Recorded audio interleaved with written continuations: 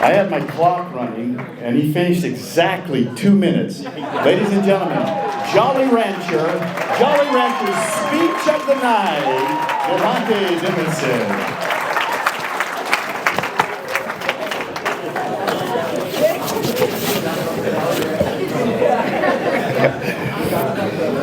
Okay, our last inductee of the evening.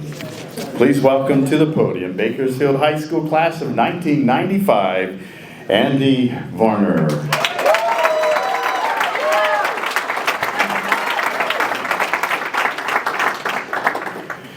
Andy's ascent to wrestling greatness began during his storied tenure at Bakersfield High School, where he carved a path of dominance on the mat. Andy was a three-time league champion, a three-time Central Section medalist, and a two-time California High School state medalist. His senior year culminated in success as he captured the Central Section championship at 140 pounds and secured a remarkable third-place finish at the California State Championships, leading the Driller team to the Central Section team title and a third-place finish at the California High School state meet.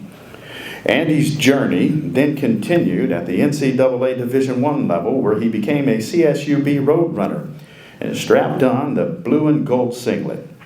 His winning ways and achievements continued as Andy became a three-time Pac-10 place winner and a three-time national qualifier at 158 pounds, 165 pounds, and 174 pounds, respectively. Additional accolades include fourth-place finishes at the prestigious Midlands Championships in Evanston, Illinois, and the Cliff Keen Las Vegas Invitational. And he also excelled outside the classroom, becoming a two-time Pac-10 Academic All-American. Transitioning seamlessly into coaching, Andy's impact on the wrestling world soared to new heights. Returning to Bakersfield High School as an assistant coach, and later assuming the mantle of head coach, Andy's leadership propelled the Drillers to unprecedented heights. Now, folks, I just have to pause and tell you before I start reading or rattling off Andy's list of team and individual achievements as a coach, that this guy, quite frankly, possesses a coaching pedigree in Kern County that stands unrivaled across all sports. His ability to unlock the secrets of successful coaching has reached unprecedented heights. In my humble opinion, student athletes, parents, and the Driller administration have been blessed beyond measure.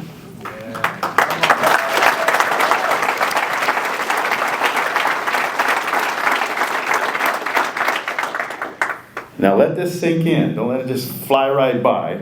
Under his leadership, the Drillers have clinched 2 California State Championship titles, 3 runner-up finishes. Along with the success of his teams, Varner coached athletes boast an unbelievable array of individual accolades.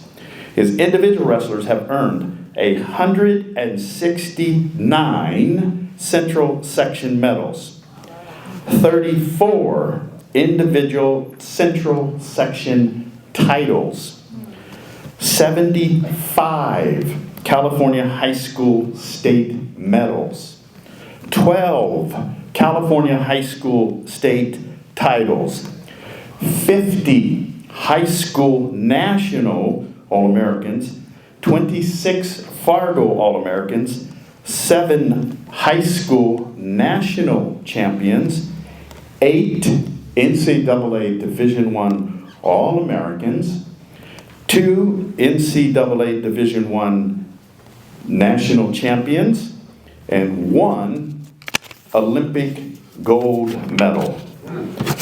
Coach Varner has been recognized as the California High School State Coach of the Year on 2 occasions. Andy and his wife Hillary, of 22 years, are the proud parents of 3 children.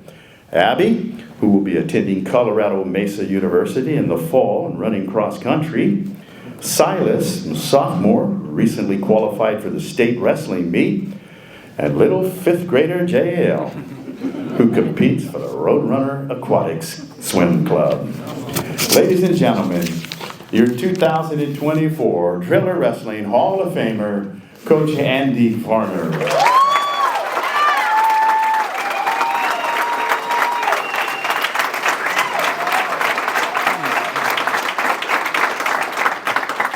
This is truly an honor, it's been a long time since Coach Varner talked, but I kind of want to go back to what he said. I don't know if I heard him correctly. Did he say he wasn't 6'1", so he couldn't play basketball, or did he say he wasn't 6'1", so he had to go find a 6'1" wife to produce Olympians?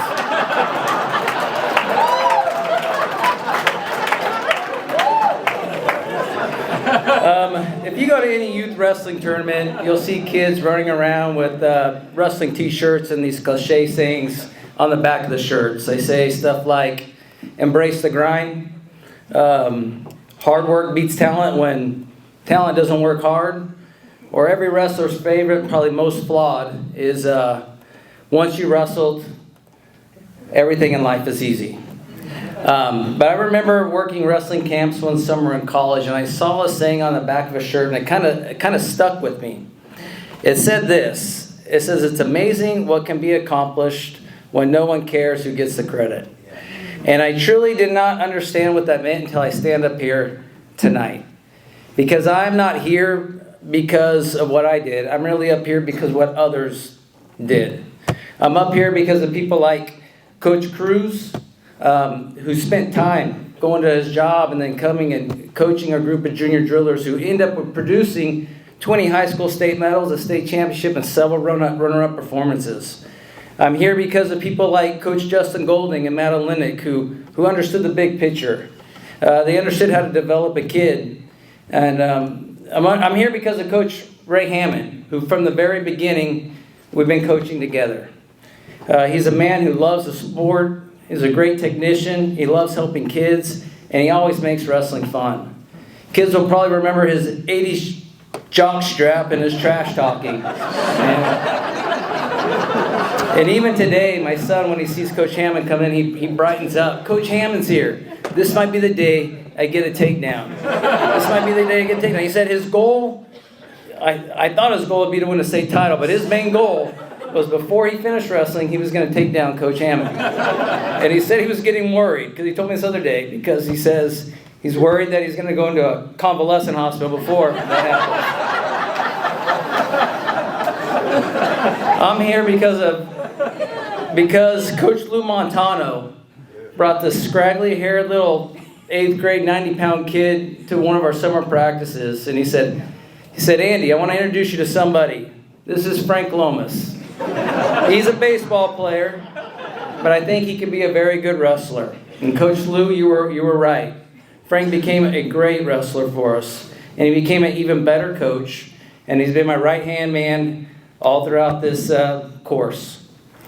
I'm here because of so many other parents, boosters, alumni, people who have poured into these kids. I'm here because my Uncle Steve got into my parents' ear one day and said, I'm sure the conversation went down something like this, knowing my uncle.